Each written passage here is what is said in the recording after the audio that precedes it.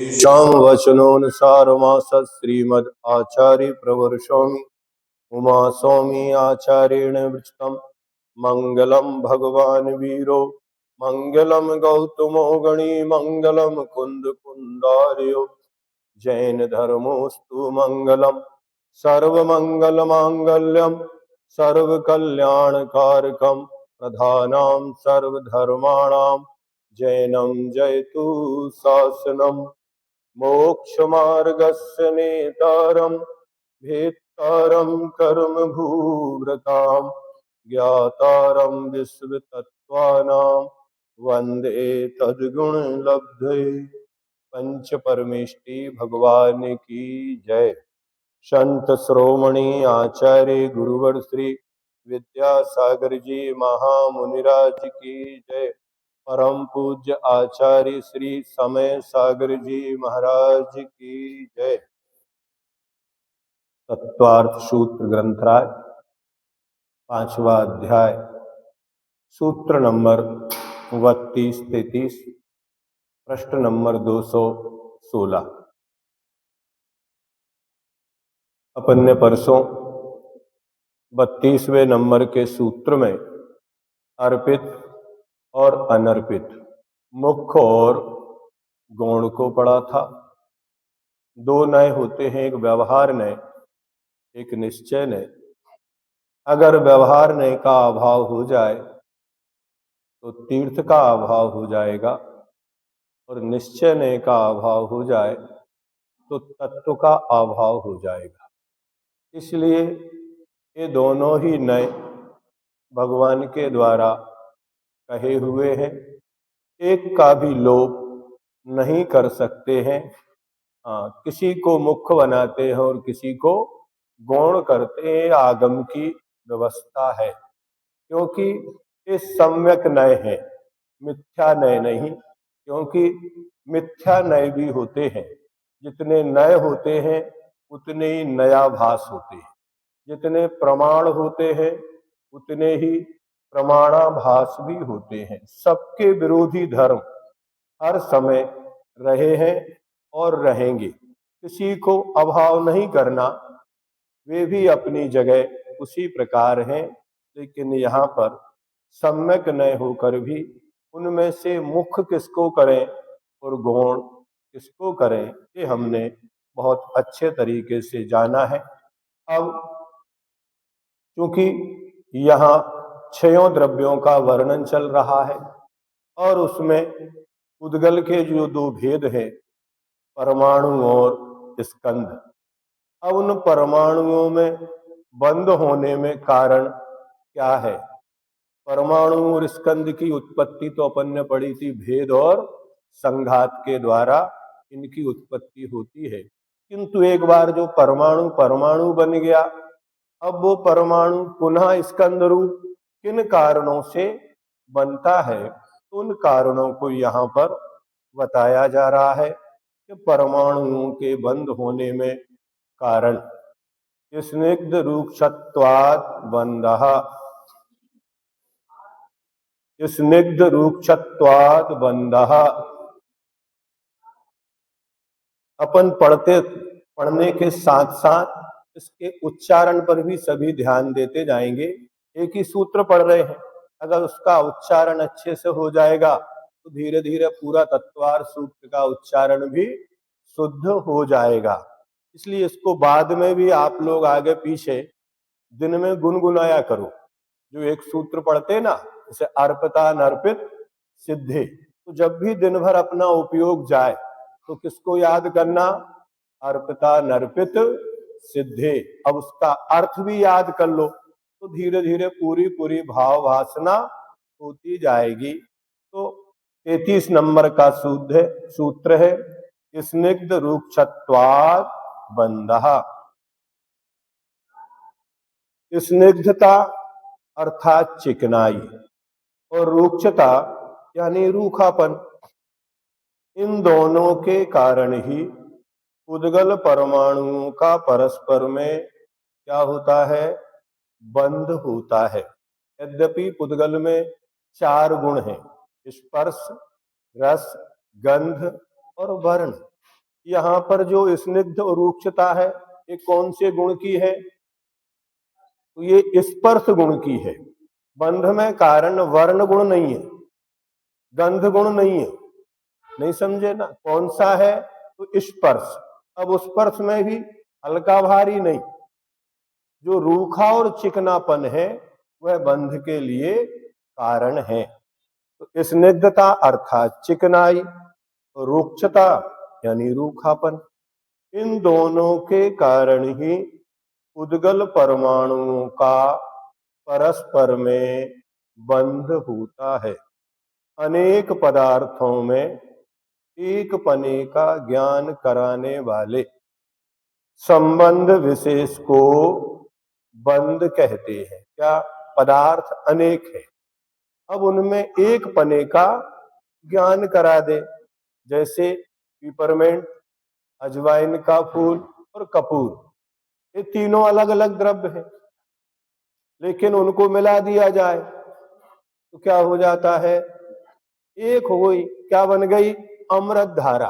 अब पेपरमेंट, कपूर, अजवाइन का फूल, वे सब तीनों मिलकर अलग अलग हैं कि एक में एक हो गए? एक में एक हो गए। तो अनेक पदार्थों में एक पने का ज्ञान कराने वाले संबंध विशेष को क्या कहते हैं?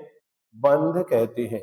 उसी अमृत धारा के शीशी में कोई कंकड़ डाल दो तो वो नहीं घुलेगा, लेकिन उसी कंकड़ जैसा जो अजवाइन का फूल है वो अपन तोड़ो तो हाथ से नहीं टूटेगा, लेकिन जैसे ही उसके साथ उसको मिलाते हैं तो क्या हो जाता है? वो घुल जाता है, क्योंकि उसमें ऐसी घुलने की योग्यता है।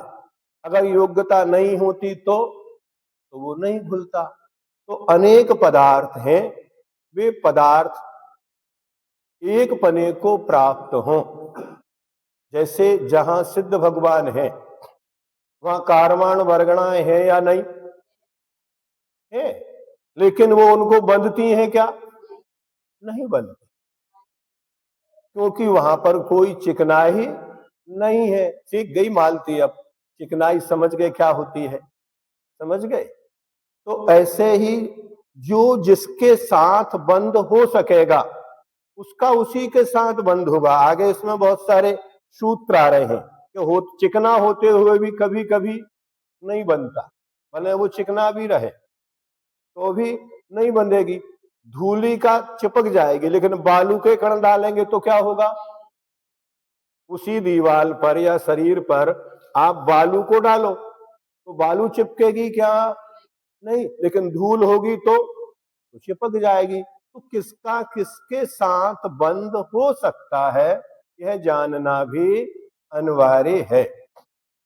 उद्गलों में स्निग्ध और रूक्ष गुण पाए जाते हैं। किन्हीं परमाणुओं में स्निग्ध गुण होता है और किन्हीं में रूक्ष होता है। इन दोनों के अविभागी प्रतिच्छेद बहुत से होते हैं। शक्ति के सबसे जघन्य अंश के अविभागी प्रतिच्छेद कहते हैं। जो शक्ति का सबसे जघन्य अंश होगा उसको क्या कहेंगे? अविभागी प्रतिच्छेद। मतलब जिसका कोई दूसरा विभाग ना किया जा सके, इसलिए उसका शब्द ही है अविभागी। और शक्ति अंश किसको लेना है? उसके शक्ति के जो अंश हैं उनको अविभागी प्रतिच्छेद कहते हैं। एक एक परमाणु में अनंत अविभागी प्रतिच्छेद होते हैं। परमाणु एक है, लेकिन एक परमाणु में भी संख्यात नहीं, असंख्यात नहीं। क्या कह रहे हैं? एक परमाणु में भी अनंत अविभागी प्रतिच्छेद होते हैं।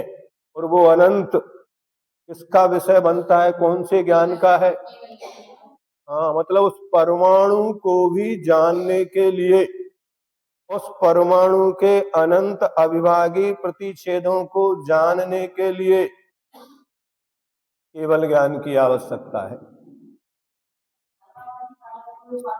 परमाणु को जानना अलग है। तदनंत भागे मनः पर्यस्य, क्या कहा? क्या कहा, वहीं पढ़ा ना आपने कि सर्वावधि जान रहा है परमाणु का, लेकिन मना परे ज्ञान तदनंत भागे, उसके अनंतवे भाग को मना परे ज्ञान लेकिन अनंतवे भाग को जान रहा है मना परे ज्ञान, अनंत को नहीं। क्या कहा, अनंत अलग है और अनंत व भाग अलग है।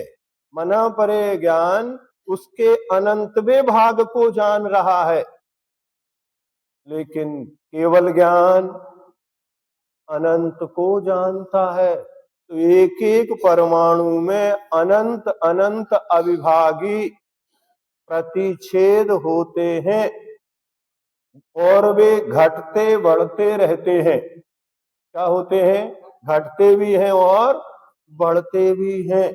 कभी असंख्यात, कभी संख्यात व और भी कम अविभागी प्रतिच्छेद रह जाते हैं। अधिकतम कितने हो सकते हैं, तो अनंत। कितने होंगे मैक्सिमम, तो अनंत। लेकिन मिनिमम में संख्यात भी है, नहीं समझे ना। तो घटते भी हैं और अपने आप ही वस्तु अगर ये घटे बढ़े नहीं तो कभी जीर्ण शीर्ण ना हो। ये वस्तु जीर्ण शीर्ण क्यों हो रही है, आपने सीमेंट की दीवार बना दी, उसमें चिकनाई अधिक है, लेकिन धीरे धीरे क्या होगा, उसकी रूप चिकनापन कम होने लगता है, तो फिर वो झरने लगती है, क्षरण उसमें पैदा हो गई। अगर वैसी की वैसी बनी रहे तो नहीं, उसमें रूखापन भी कम ज्यादा होता है और चिकनापन भी कम ज्यादा होता रहता है। तो वे घटते बढ़ते रहते हैं, कभी असंख्यात कभी संख्यात व और भी कम अविभागी प्रतिच्छेद रह जाते हैं। इस तरह परमाणुओं में स्निग्धता और रूक्षता हीन या अधिक पाई जाती है, जिसका अनुमान हम स्कंध को देखकर कर सकते हैं।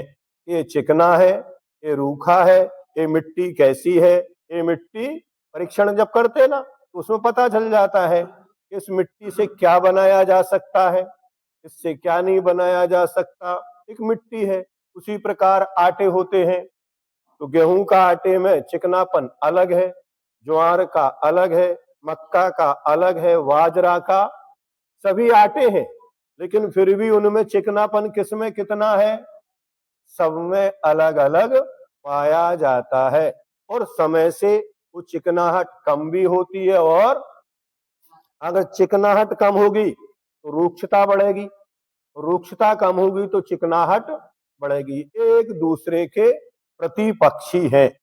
अब इसमें उदाहरण देके बता रहे हैं, जैसे जल से बकरी के दूध घी में, जल में जो चिकनाहट है कम है, लेकिन बकरी के दूध में उससे ज्यादा है, घी में उससे और ज्यादा है। बकरी के दूध घी से गाय के दूध घी में ज्यादा है, गाय के दूध घी से भैंस के दूध घी में चिकनाई अधिक पाई जाती है। इसी तरह धूल से रेत में और रेत से वजरी में, यानी बालू रेत और एक काली रेती आती है, दोनों में अंतर है कि नहीं, अंतर है। काली रेती और मोटी हो जाती है, रूखापन अधिक पाए। दूध का उदाहरण चिकनाई के लिए है और बालू का उदाहरण रूखेपन के लिए, ठीक है ना। इसी तरह वैसे ही परमाणुओं में भी चिकनाई रूखाई कमती बढ़ती होती है, वही पुद्गलों के बंध में कारण है। पुद्गल के अन्य गुण या पर्याय, मतलब तीन गुण दूसरे भी हैं स्पर्श के अलावा, रस गंध और वर्ण, तो वे और उनके गुण, वर्ण के 5 भेद किए अपन ने, गंध के 2 भेद किए, है ना। तो वे अन्य गुण या पर्याय बंध कराने में कारण नहीं है। उनका ज्ञान तो है, लेकिन कोई बंध हो रहा है उनके द्वारा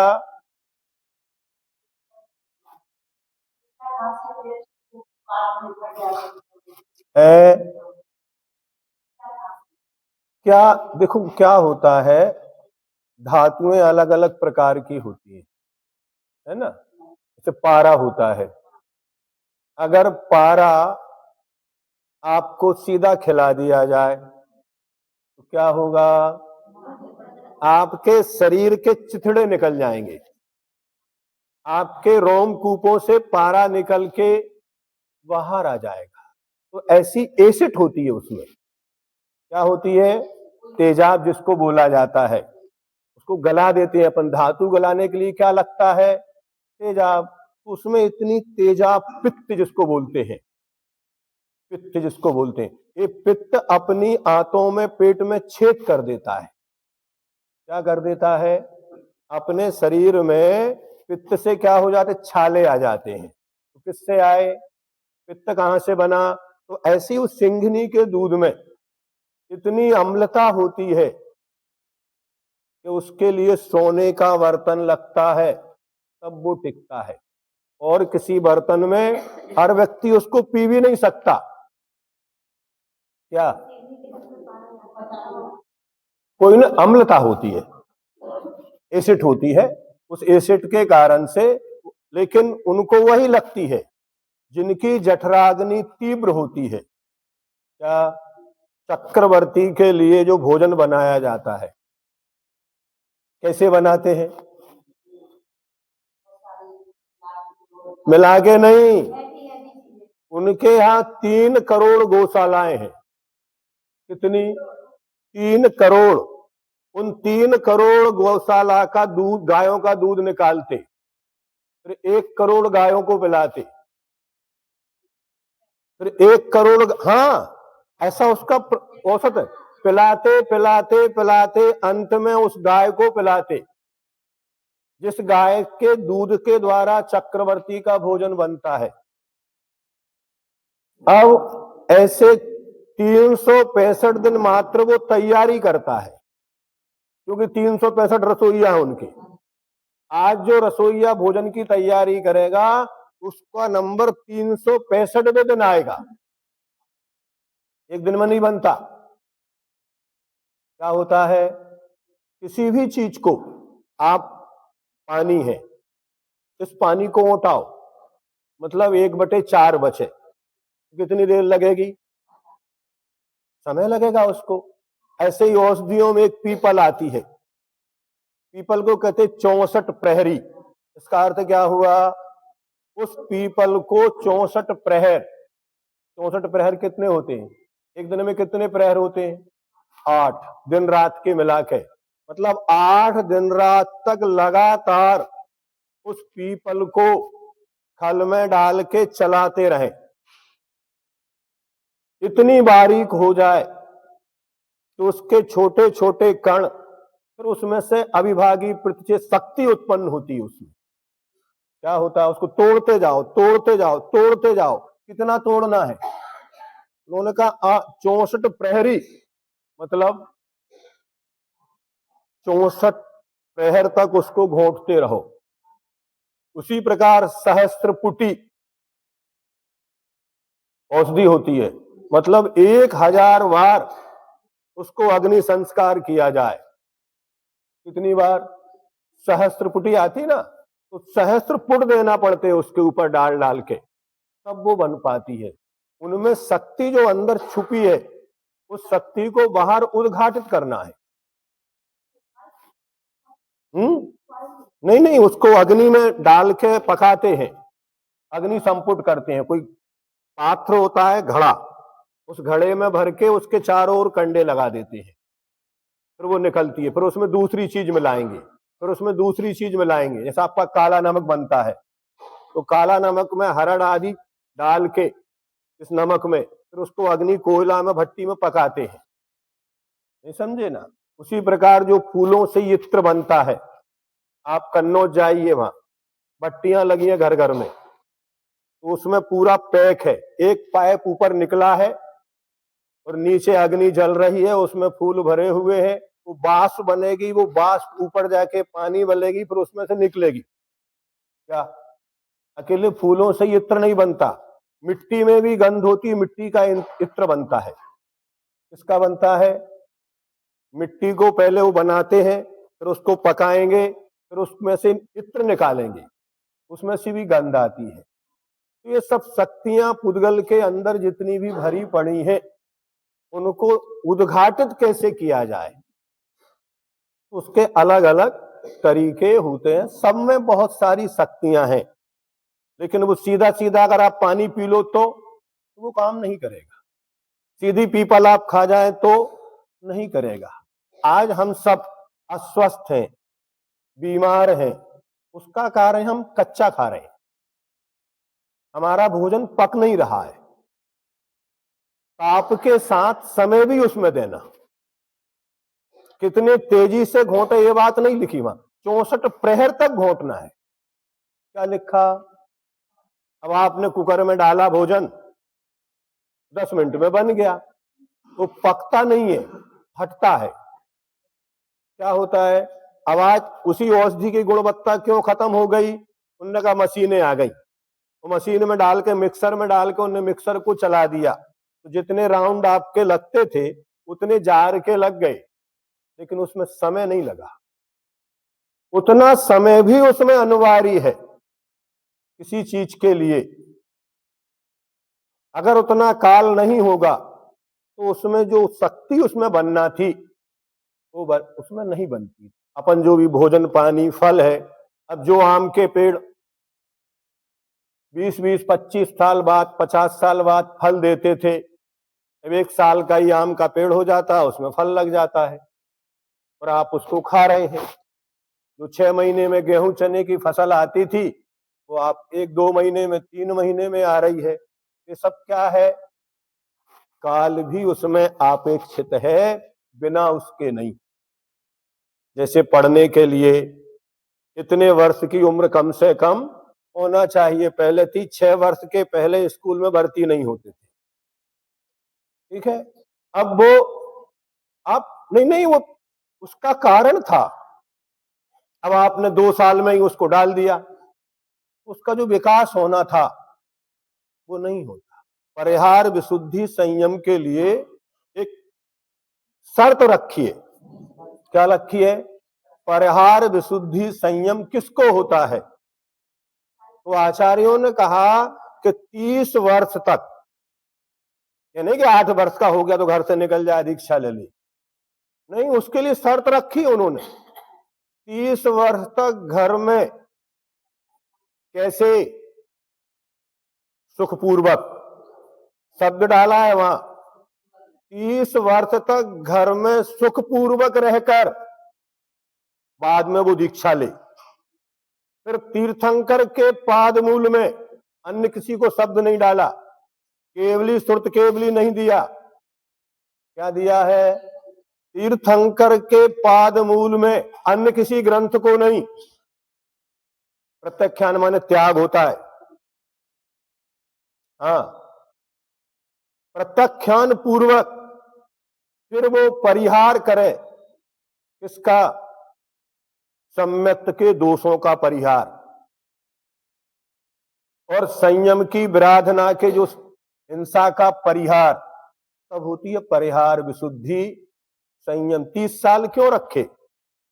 8 वर्ष बाद हो जाता, होता ही नहीं है। परिहार विशुद्धि संयम का कोई स्वामी बनेगा तो वो ही बनेगा। फिर उसमें सिर्फ 2 ही गुण स्थान दिए उसके लिए, 8वें 9वां नहीं, 6ठा 7वां दिया। फिर उसमें भी दिया, तीनों सामायिक संध्या काल को छोड़कर प्रतिदिन 2 कोस विहार करना ही है, उनको अनिवार्य है। अब आप सोचो, और अपन तो भोजन करते वहीं लेट गए, चलने ही नहीं चाहते, 2 मिनट में भोजन बन जाए, नहीं, कि जिस चीज के लिए जितना समय अपेक्षित है वो समय भी उसमें लगना चाहिए। भोजन करते अपन 5 मिनट में भोजन कर लेते, हम भी करते हैं गलती, हमने भी आदत डाल रखी है, नहीं कि आप ही लोग करते, लेकिन ये ठीक नहीं। क्या कहा? 2.25 घंटा हमको भोजन करने को मिलता है। कितना मिलता है? 2.25 घंटा। आचार्य कहते पानी को भोजन की तरह चबाओ और भोजन को पानी की तरह पियो। क्या करो? भोजन को पानी की तरह चबा चबा के पियो और भोजन को औषधि की तरह खाओ। किसकी तरह? औषधि कितनी खाते हो? सही बताओ।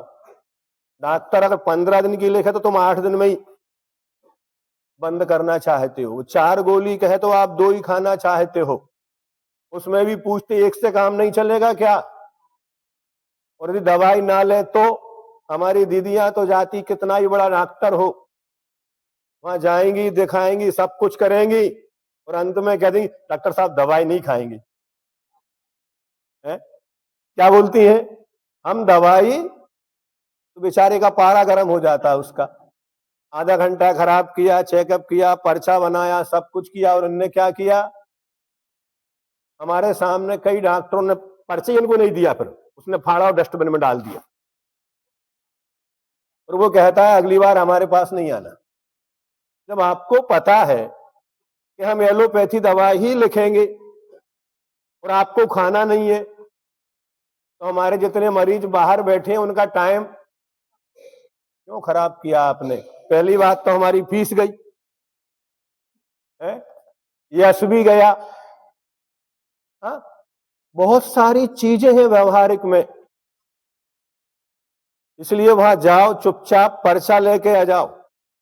उसके मुंह पे ये मत बोलो, नहीं, उससे इतना बोल सकते हो अगर समझदार है, हम इसको आयुर्वेद में कन्वर्ट करवा लेंगे। अच्छे डॉक्टर मान जाते हैं।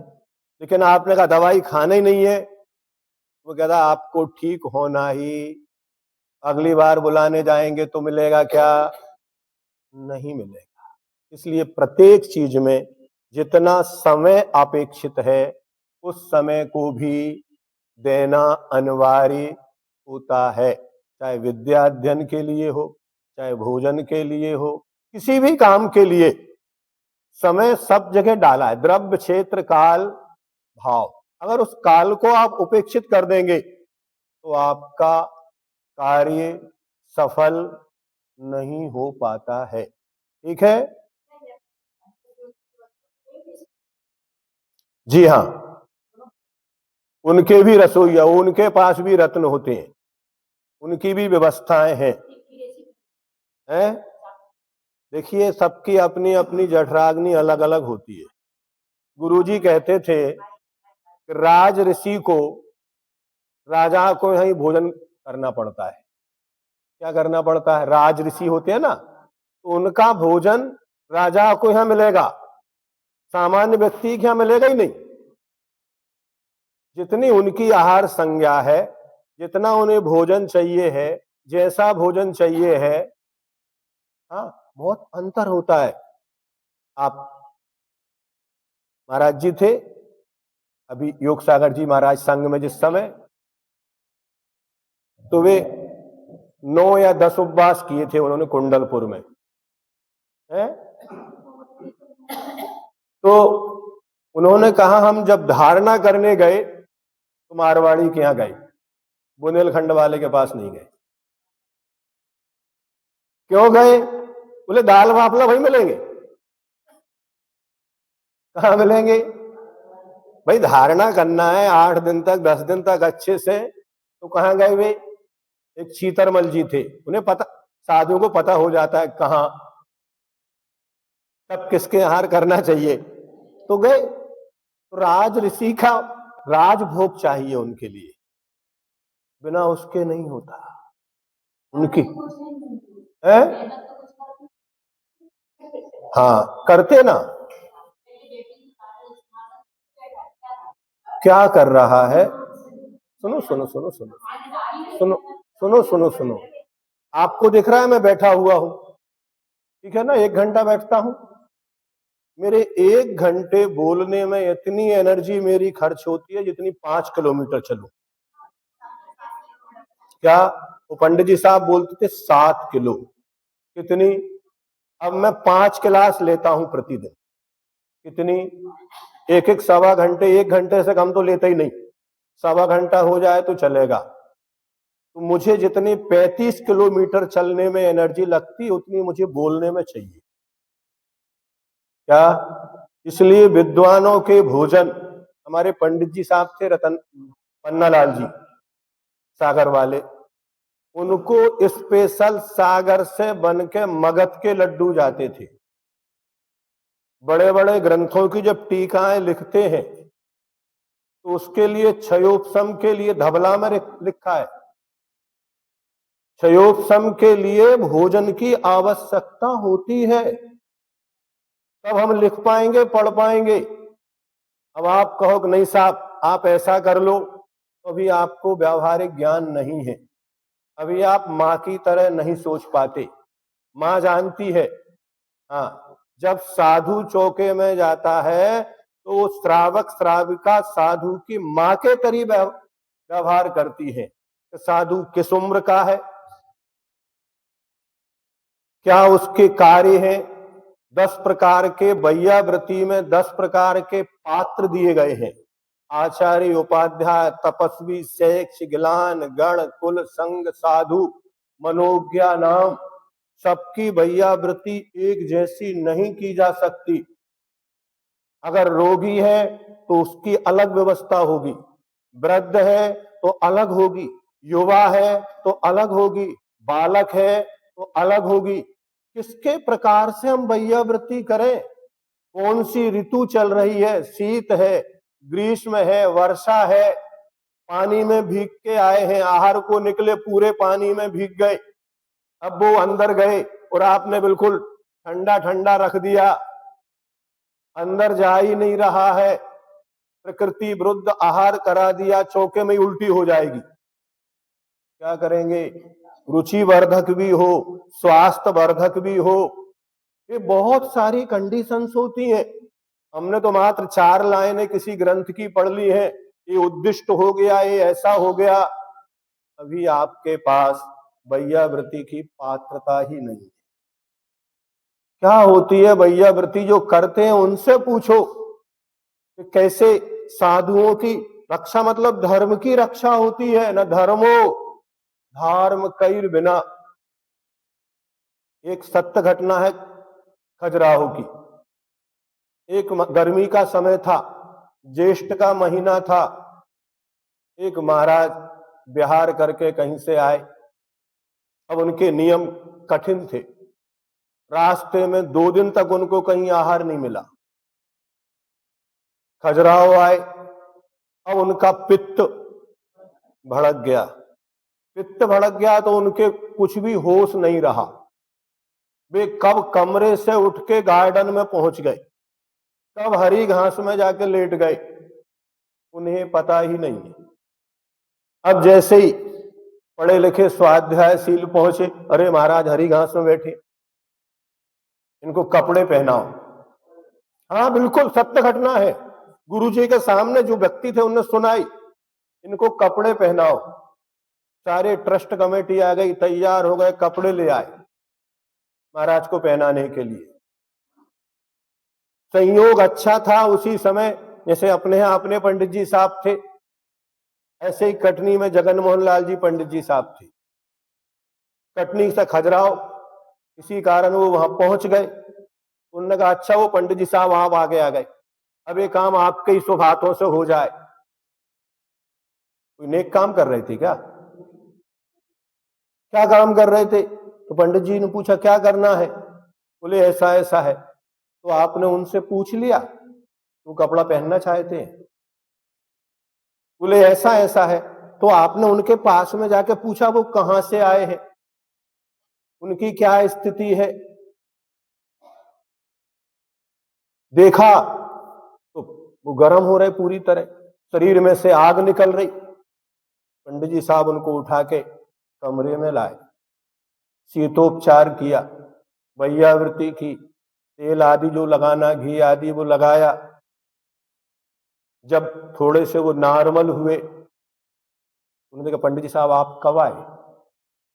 उन्हें ये भी पता नहीं है कि पंडित जी आ गए, इतना उपचार कर लिया, ये भी उनको पता। जब वो नॉर्मल हुए, आप कब आए पंडित जी साहब? महाराज अभी आए। आप कहां से आ रहे हैं? बिहार करके। सारी चर्चा की, तब उन्होंने बताया 2 दिन से आहार नहीं हुआ है, ऐसा ऐसा हो गया है। तो फिर उन्होंने पंडित जी साहब ने चौका लगवाया, खुद खड़े हुए पड़घान करने, उनको आहार करवाया, फिर बाद में बताया महाराज ऐसा, उनने प्रायश्चित लिया। हमने खुद ऐसे केस अपने हाथ में लेके देखे। हम गोंदिया में थे, हारिका आदर्शमती जी वहां थी उस समय। रात को 8 बजे हमारे पास समाज वाले आए, एक शुल्लक जी को अस्पताल ले चलना है, बाटल चढ़वाना है। क्यों, वो जाना चाह रहे हैं क्या? नहीं, वो तो बेहोश है। क्या है, हम थे, पंडित जी बाबूलाल जी बंडा वाले सम्यक्त सागर जी के पिताजी थे। हम दोनों गए, जाकर देखा पूरे शरीर में लू लगी थी, अग्नि निकल रही। उपचार किया, तेल लगाया, नवरत्न आदि उनका पूरा शीतोपचार किया। जब होश में आए, पूछे क्या हुआ? बोले शिखर जी की 108 वंदना करके आ रहे। कहाँ से आ रहे थे वो? लेकिन ट्रेन में रहे 2 दिन तो कहीं आहार नहीं हुआ, उपवास हो गया। आहार करने गए थे तो चौके में उल्टी हो गई। बोले हम दलिया और छाछ लेते हैं, वो मिली नहीं, जो दी गई उससे उल्टी हो गई। अगले दिन हम खुद उनको आहार कराने गए, क्या किया, नॉर्मल हो गए। ना कोई अस्पताल जाना, ना कोई वाटल चढ़ाना, ना कुछ करना। अगर भैया वृत्ति की कला हमारे पास नहीं है तो बहुत सारी विसंगतियां अपन धर्म को नष्ट कर देते हैं। उस राजा की तरह मूर्खता में, एक आम का फल पक गया, उस पर सर्प के जहर की बूंद पड़ी थी, उसको खिलाया तो बेटा बेहोश हो गया, मर गया। उन्होंने कहा आम को ही काट दो। आज हमारी ऐसी ही दशाएं चल रही हैं समाज में। ना स्वाध्याय है, ना वात्सल्य है, ना करुणा है, ना प्रेम है, कुछ भी नहीं है। मात्र भीड़ तंत्र है। जहां भीड़ है वहां हम सम्मिलित हो जाते हैं। एक महाराज आए थे, जब मैं नया नया आया ही था उस समय, और रानी भाभी को पता होगा बांकानेर चातुर्मास हुआ था उनका, वर्धमान सागर जी महाराज उनका नाम था, तमिल के थे, ठीक है। मेरे आश्रम में 8-10 दिन रहे थे। और अब हमारे यहाँ तो बाइयां थी, तो उनको जैसे ही टीबी थी, उनको दूध और रोटी लेते थे, चटाई, पिछी, कमंडल और एक विमल भक्ति संग्रह के अलावा उनके पास कोई चीज नहीं थी। हमने 8 दिन रखा, लेकिन वो आहार करते थे, उल्टी हो जाती थी, क्योंकि रोटी कहीं से भी अगर जला कण चला गया तो उल्टी हो जाती थी। अब उस समय हम भी, अपने हाथ में कोई सत्ता थी नहीं कि किसी को कुछ बोल पाए। बाइयां ऐसी थी उस समय की, उनके अनुकूलता आहार की नहीं थी। वहां से, और उनकी इच्छा थी कि मैं यहां रहूं, पंडित जी साहब के पास कुछ पढ़ूं। यहां आए, यहां दर्शन कर रहे थे। उस समय यहां कुछ बहनें थी, हम कोई नाम नहीं लेंगे। उन्होंने कहा महाराज यहाँ चातुर्मास करो। तो महाराज बोले मायाचारी करते हो? क्या बोले थे महाराज? मायाचारी करते हो? बोले 8 दिन से हूं, एक भी नहीं आया कहने के लिए। अब मेरा संकल्प हो गया यहां से जाने का, अब मैं जा रहा हूं। बिहार करके गए थे, बांकानेर में चातुर्मास हुआ था, और चांदखेड़ी के पास एक गांव है कोई, वहां उनकी सल्लेखना हुई। हमारे 2 ब्रह्मचारी आश्रम से गए थे। अंतिम समय में उन्होंने अपने पीछे और कमंडल भी त्याग करके बैठे बैठे सल्लेखना की। उत्कृष्ट साधक थे। ऐसे साधु आते हैं, लेकिन अपन भीड़ में ही जाते हैं। जिनकी प्रसिद्धि नहीं होती, उनकी आहार की व्यवस्था भी नहीं बना पाते, और कोई आप कैमरे के सामने हो तो करोड़ों खर्च कर देते हैं।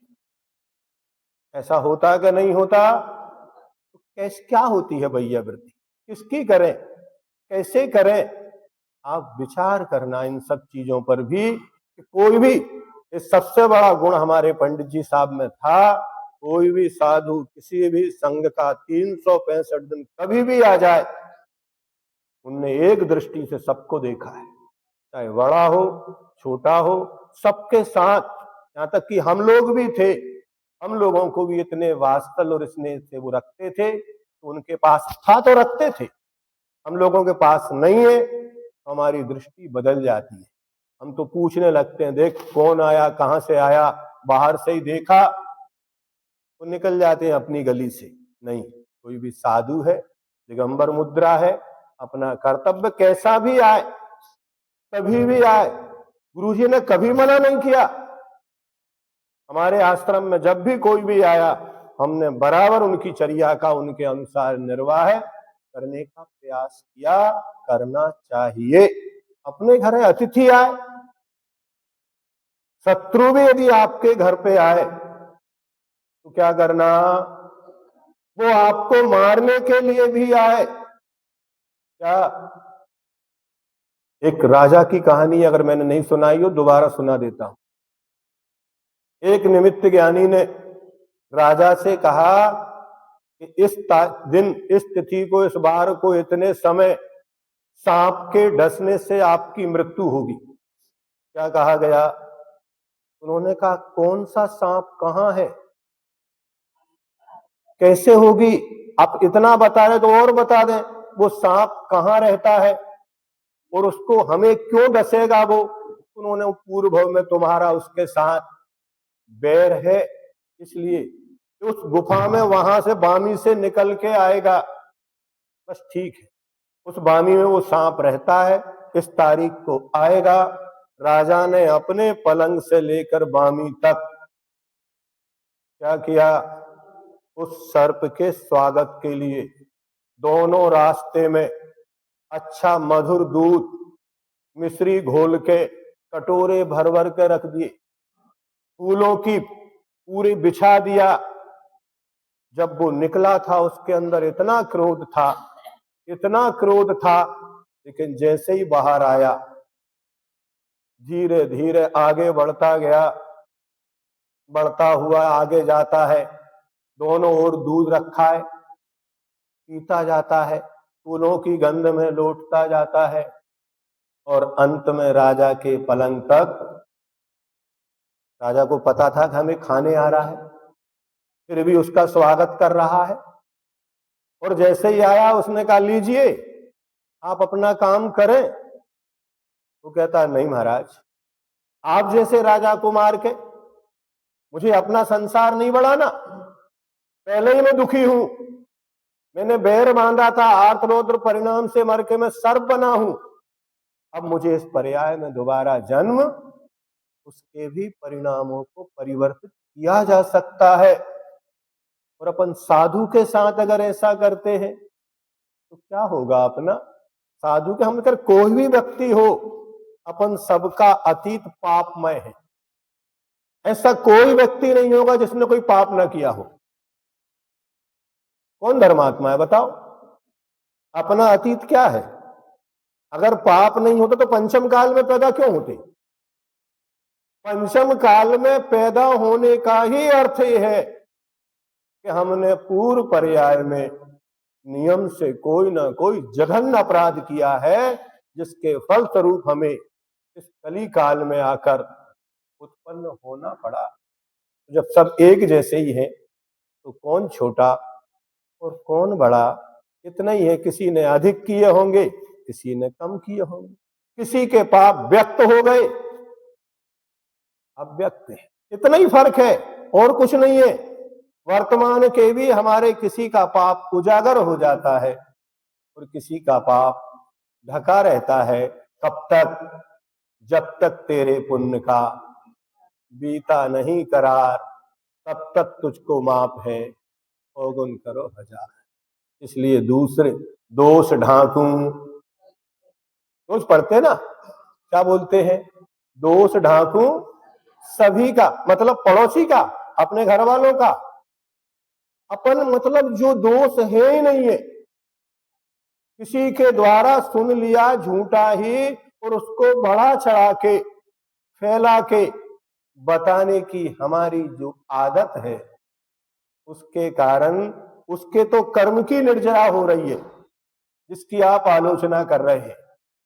और अपने कर्मों के तो क्या कर रहे हैं अपन? अपने पुण्य को पाप में बदल रहे हैं और उसके पाप को धोबी हो क्या? दूसरे के कपड़े धो रहे हैं? आप धोबी हो क्या? तो दूसरों के कपड़े धो रहे। अरे अपने पाप धोए तो अच्छी बात। परात्म निंदा प्रशंसे, सब पढ़े लिखे हैं, सबको श्रद्धान है, लेकिन आचरण में वो ही कर रहे हैं। हम तो कह रहे किसी का भी अनादर और आलोचना देख भी लो तो भी उसको अपने मुख से उच्चारण करके।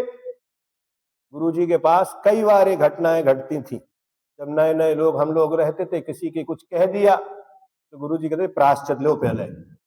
अरे गलती उसने करी, प्रायश्चित हम लाए क्या? प्रायश्चित लो किस बात का? तुमने, वो तो पीठ पीछे कह रहा है, आप तो हमारे मुख पर ही उन शब्दों का उपयोग, तो अपने मुख से भी उन शब्दों को नहीं कहना। यही कर्मबंध का कारण है, यही स्निग्धता है। कर्मबंध किससे होता है? स्निग्ध रूपत्वाद बंधा। ऐसी स्निग्धता मत लाओ कि पाप कर्मों का बंध हो जुड़ तो जाता है, फिर तोड़ने में पसीना आता है। जैसे चूना हल्दी को मिला दो, गुड़ को मिला के जोड़ दो, तो मिलाते समय तो जुड़ गया, अब उसको तोड़ो, क्या होता है? जबलपुर में आचार्य महाराज को भीड़ में धक्का लगा और हाथ में चोट आ गई। एक महाराज हल्दी चूना गुड़ लाए और पूरा लगा दिया और थोड़ी सी मोमबत्ती से सेक दिया। अब वो क्या हो गया? वो पत्थर बन गया। अब जिन महाराज ने किया था वे और आचार्य महाराज, इतने में पंडित जी आए, नीरज जी सतना वाले। उन्होंने देखा क्या हुआ, बोले ये हो गया। तो महाराज पंडित जी कहते हैं किस मूर्ख ने आपको ये लगा दिया? क्या बोले वो? किस मूर्ख ने? बोले महाराज अब इसको निकालने में परेशानी हो जाएगी, ये पत्थर हो गया, ये आरी से काटना पड़ेगा डॉक्टर के यहां, अब आप इसको निकाल नहीं सकते। ऐसे ही जिन कर्मों को हमने बांध लिया वे बंध गए, अब वे पत्थर की तरह हो गए।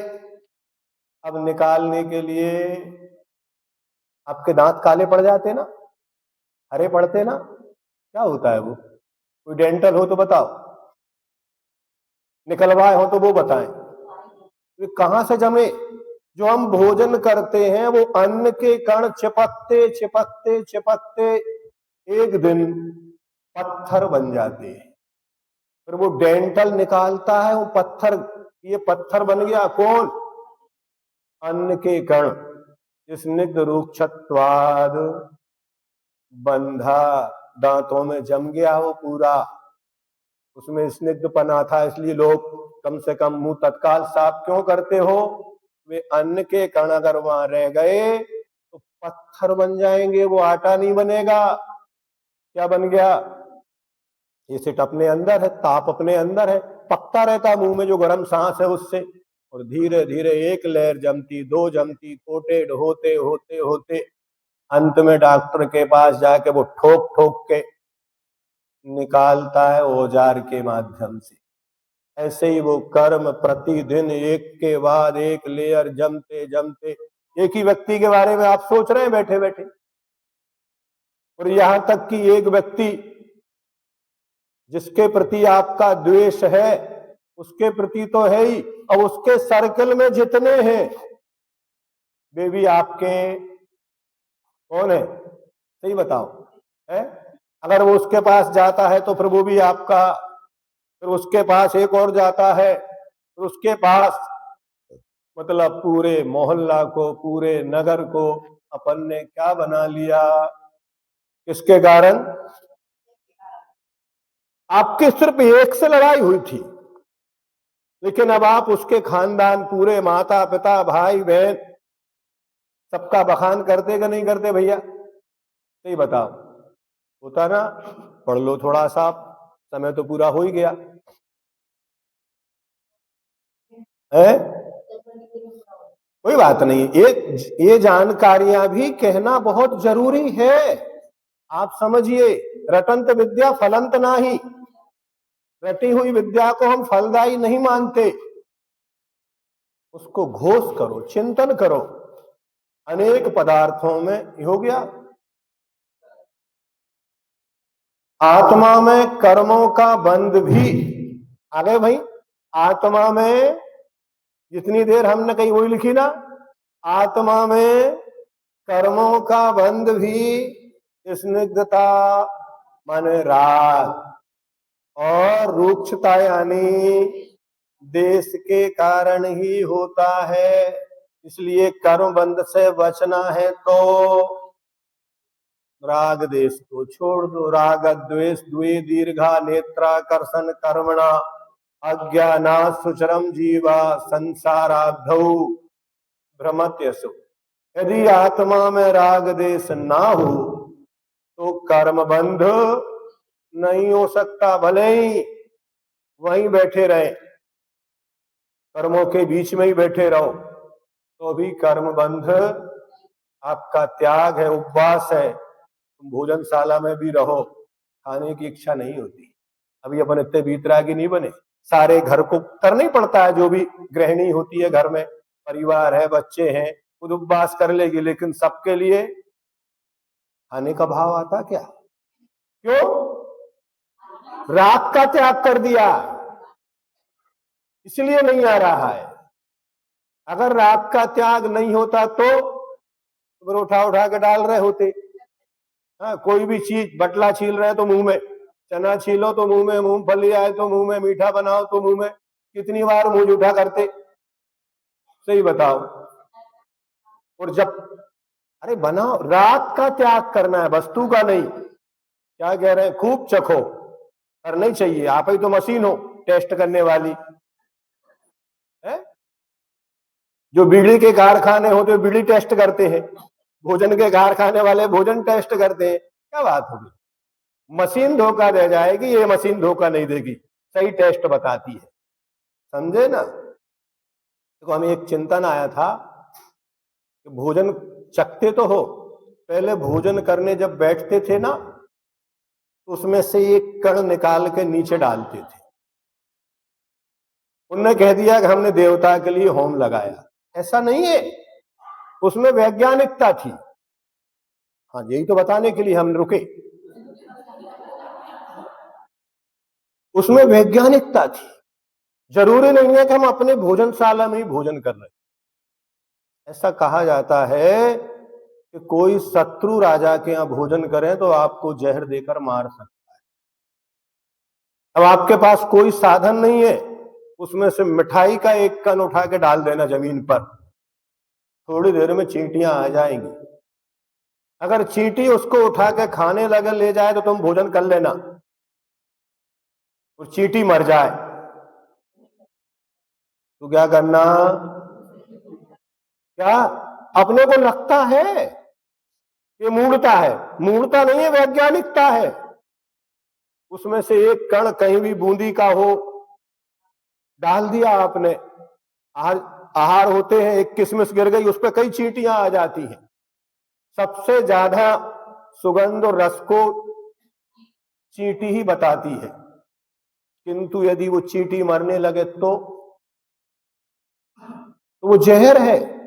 जिन फलों पर बैठे और मक्खियां मर जाए, आज हम जहर खा रहे हैं। क्या कर रहे हैं? आज जितना भी हमारी सब्जी, भोजन, मेवा आ रहे हैं, जितने भी आपके पैकेट आ रहे हैं, उन सब में कहीं ना कहीं जहर डाला जाता है कि कीड़े उत्पन्न ना हो। पहले बटला लाते थे, कीड़ी ना निकले, लेकिन आज बटला ले आओ, एक भी इल्ली नहीं है। इसका मतलब कहां गई? पैदा नहीं हुई क्या? सब मर गई। चिड़िया मर गई, कौवे मर गए, चील मर गई, कीड़े मकोड़े मर गए, अपन ही बचे, नंबर अपना है अब। हाँ, आपको लगता है अपन मर रहे हैं? धीमा जहर, स्लो पॉइजन अपने अंदर प्रतिदिन जा रहा है। कोई कैंसर में, कोई अटैक में। आज युवा पीढ़ी के लोग अटैक आके मर रहे हैं।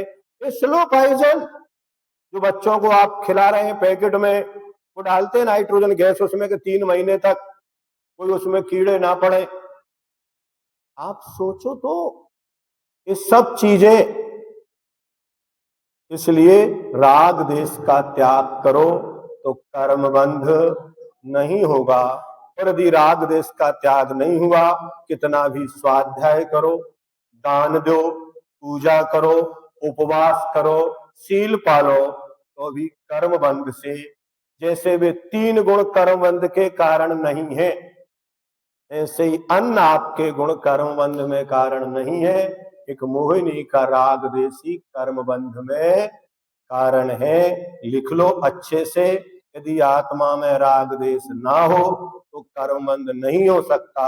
इसी कारण से आत्मा, मुक्त आत्मा फिर संसार में नहीं आ सकते जावानी के।